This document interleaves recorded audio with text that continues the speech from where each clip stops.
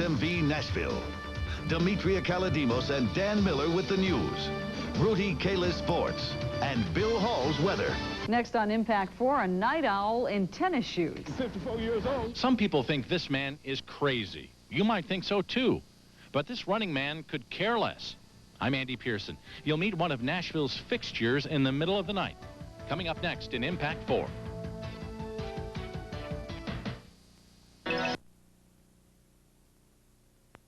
What is your favorite time of day for exercising? For some of you, it's probably the morning. For others, it's right after work. And for others, the best time is in the evening.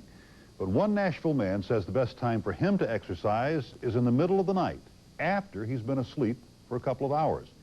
Andy Pearson is here with Impact 4 and Nashville at night. Where'd you find this guy? Well, it was one of those strange things. Gary Knox and I were out about 6 weeks ago with photojournalist Gary Knox. It was snowing outside. It was about 38 degrees. And I'm driving down West End 3 in the morning, can't go to sleep. And I look over and I see this man running with his dog. And I don't usually do this, but I yelled out the window at him and said, "Do you always run at 3 in the morning?" Well, you're about to see the answer. I found this 54-year-old man who's been a fixture of the night in Nashville since the 1970s.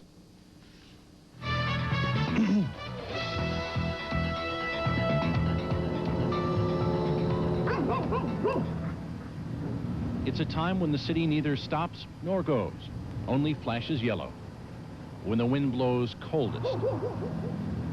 When sounds that would be buried in daylight come alive over the nighttime stillness. A time of day most men and beast would not claim as their own, except for a select few.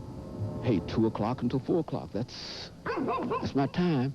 If I'm in New York, if I'm in Chicago, if I'm in Phoenix, and I've been, all these places, everywhere I am at this time of morning, I get up and I do me an hour and 25, 30 minutes.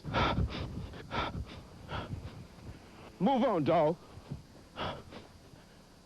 I've been running since about 1976. And I love to run at night because I'm the only one out here. I know nobody by name, but I know every truck and all the homeless folks and folks I yell at and wave at, and folks who are watching out for me, police, the garbage folks, the news people, everybody. He's a fixture to people who work the night shift, as reliable as time itself. No, they see me, but they really don't know who I am.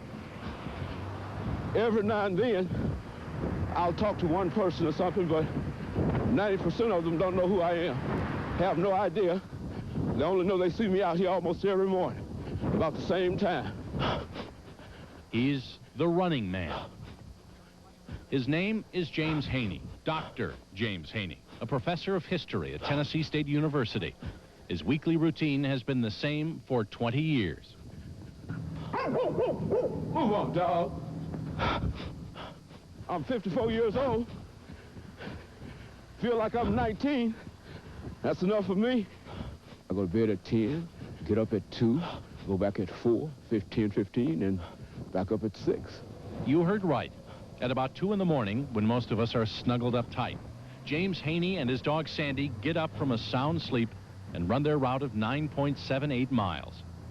He does it because he was once told this would be impossible. Back in 1975, my grandfather accidentally shot me in the leg with a .38 caliber pistol. Excuse me. And I was told that I would never be able to walk again unless I started to use the leg. And of course, as soon as I got out of the hospital, I started running around the yard here. And after a week of that in the yard, went down to the local high school. And after about 6 years of that, I decided to go downtown. You won't see him wearing headphones or taking his pulse. His shoes don't pump up. James Haney just runs. Down West End, past Vanderbilt. Morning. Up and down the deserted streets of downtown Nashville.